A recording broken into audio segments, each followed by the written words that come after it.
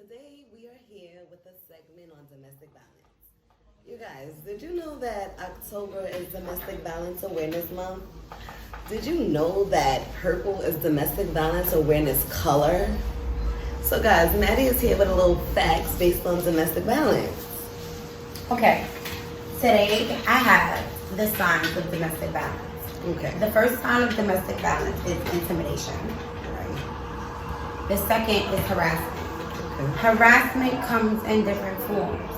It could be physical or someone just constantly calling you, texting you nonstop.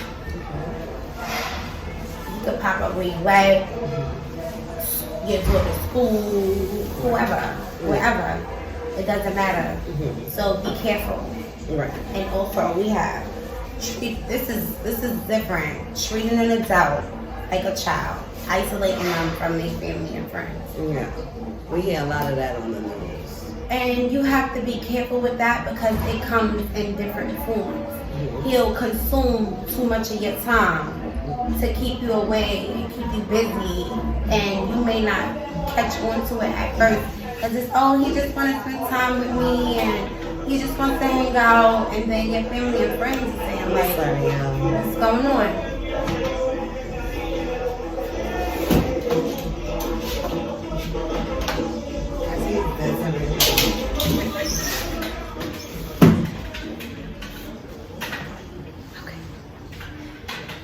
We haven't heard from you. What's going on with you? And you're not looking at it as if he's isolating you. Right. He's isolating you from your loved ones. Right. Even though it may not be him physically abusing you, a sign of abuse. Right. Him finding reason to get you away from everyone else. Him just wanting you to himself. So basically, you can't think for yourself. You only thinking what he tells you. No one else is putting anything in your head to contaminate what he's telling you. Exactly. Yeah. And we also have yelling and controlling behavior. Right. I think we all can experience that once upon a time. Yes. The verbal abuse. Mental abuse. Those is one of the underlying domestic violence abuse. One of the ones that you might sweep under the rug, and male or female might say some hurtful things and then be like, I'm sorry, but sometimes them hurtful things stink. Yeah. You can't get past it. Sorry doesn't always cut it. And It doesn't. It doesn't. Okay. What's the next one? the next one is mental distress. Mental distress. What's the... Okay, mental distress. Lex is in the back being crazy, y'all. Sorry. But, alright, after mental distress. Okay, say something. My point was, how I'm supposed to go to work if you stressing me out?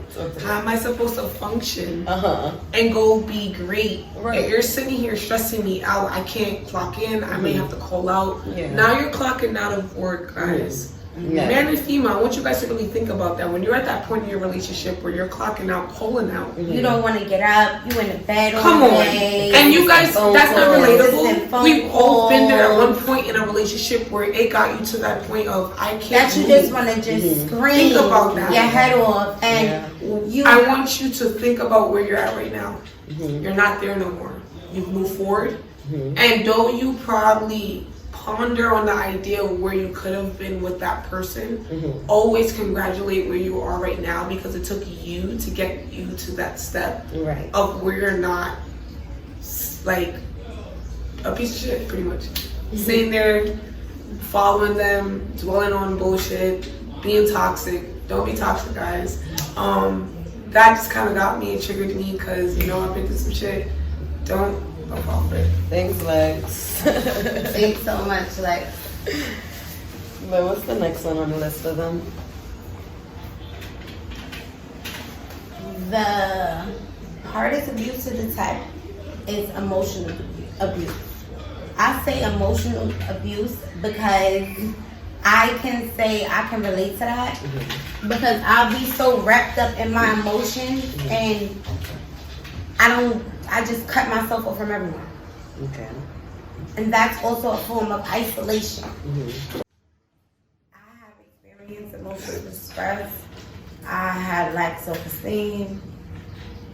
I was having a bad relationship with my friends.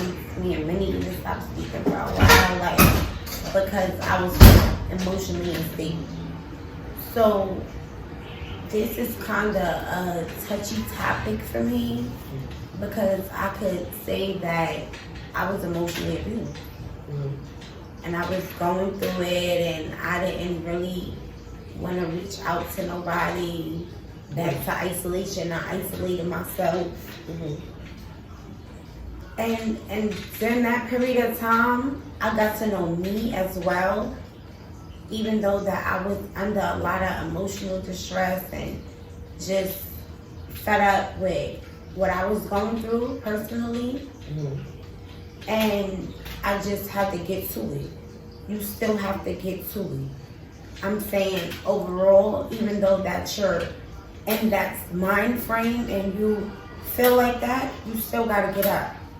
Baby girl, get up. Because when you slip, you slip. Right. And if you can't swim, you're gonna drown. Absolutely.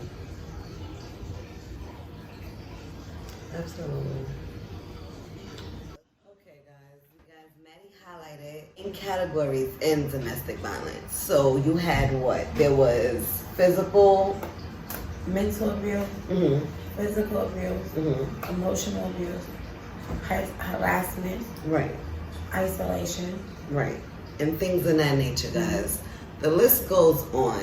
So I never want you to think that your problem is less than the other woman or other gentleman's problem. If the situation is affecting you in any mental way, physical way, if someone is touching you in an unlikely manner, then guys, you're in a situation where it's a form of abuse. And with that being said, guys, there are several different outs and locations, hotlines you can call. You have Safe Horizons. You have 1-800-ABUSE. There's things of that nature. You can also call 311. Right. So yeah. The police. If you feel like you're in danger, don't be afraid to call the police. Right. Absolutely. Absolutely. So with the ending of this video, we don't want to really talk your head off too much, but we're definitely gonna put the number at the end for anyone that might need it. Not saying you do right now, not saying you might in the future, but it's just a helpful tip that everyone or most people go through it. You're not an outcast, and there is help. It happens to people around you every day. You could be sitting next to a person and they could be getting their ass whipped down. Yeah. And you wouldn't even know it. Excuse my French. No, right. And some of us do it without even intention of knowing, honestly. Because I can say that I've said bad things to my ex-spouse, and maybe I might should have had. Now taking the accountability for myself, like, certain things just might not need to be said necessarily. So it's time to take accountability. It's time to stand up for ourselves.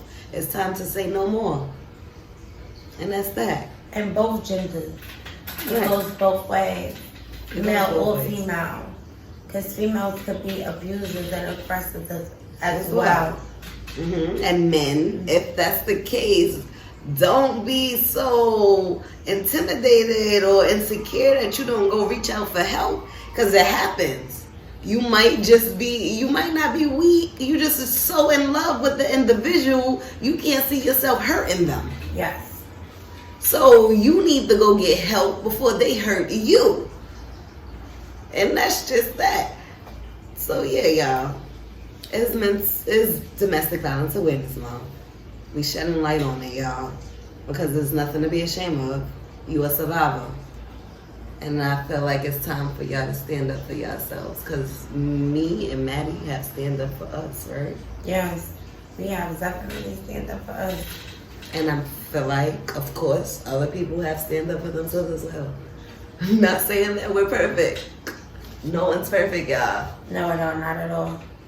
But yeah, y'all, that was the chat for the day. Yes. And y'all, we are starting something called Ask and Tell. So we want y'all to ask us some stuff and maybe we'll tell y'all our opinion on it. We ain't saying we know it all, but we like to talk. So for y'all that like to talk too, y'all ask and we'll tell. Alright? And with that, we'll definitely give y'all a shout out. Shout out maybe your Instagram, your brand, something you're working on, things of that nature. Right, Maddie? Yes. And also, don't forget to like, comment, and subscribe. Thank you. Later, guys.